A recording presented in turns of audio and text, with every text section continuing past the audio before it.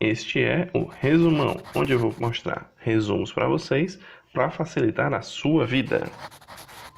Hoje vamos começar a falar sobre a filosofia clássica, aquela que nasceu lá na Grécia muitos anos atrás.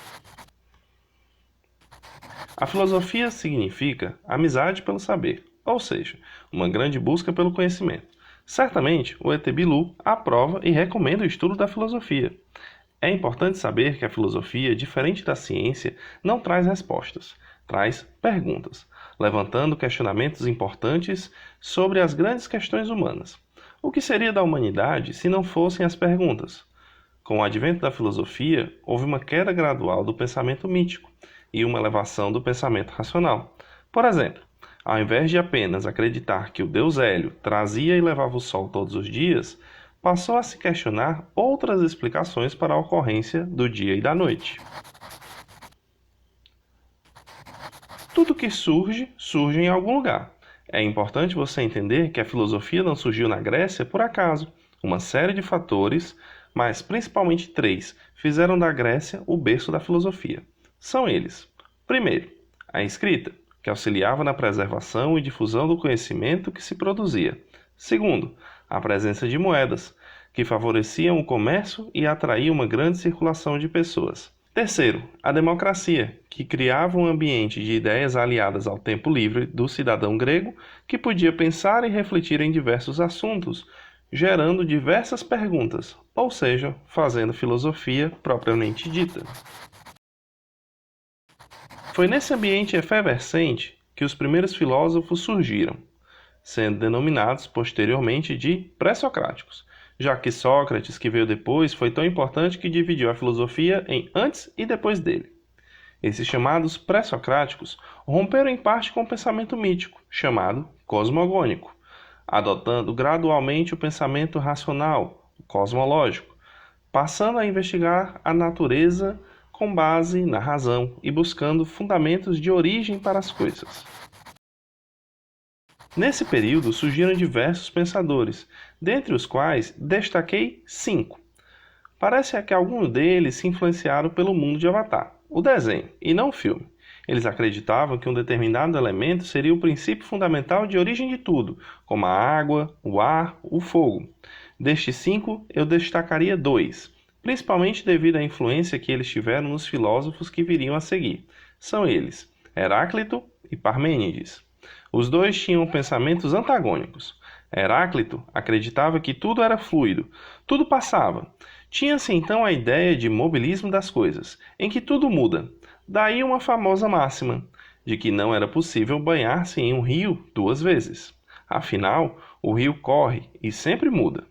Outro pensador importante era Parmênides, que acreditava exatamente no oposto, que nada mudava, definindo pela primeira vez uma divisão entre o ser e o não ser. Na máxima, o ser é e o não ser não é. Nesse período também tínhamos os sofistas, que não eram filósofos propriamente ditos. A principal tarefa de um sofista era ensinar retórica para os jovens cidadãos gregos. Tal atividade era de grande importância, devido à atividade política dos cidadãos. A retórica nada mais é do que a arte da oratória, saber falar bem e conduzir um debate de forma a se sair vitorioso.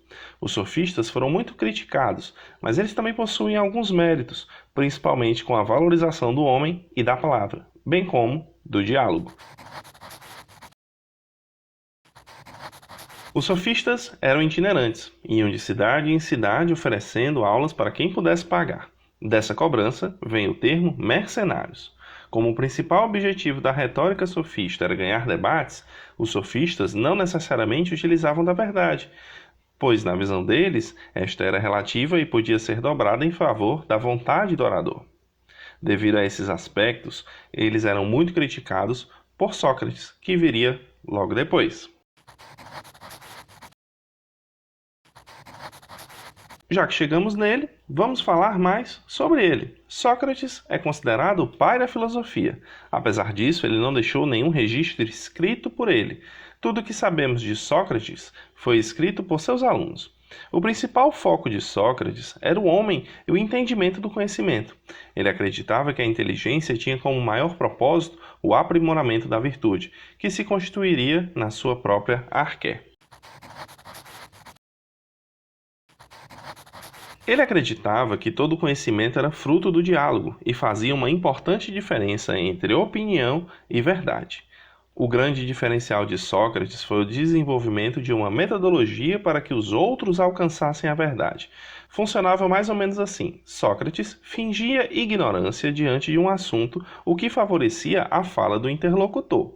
Ao falar, esta pessoa permitia com que Sócrates fizesse diversas perguntas. Na tentativa de responder essas perguntas, o interlocutor se via diante de verdadeiros desafios às suas opiniões.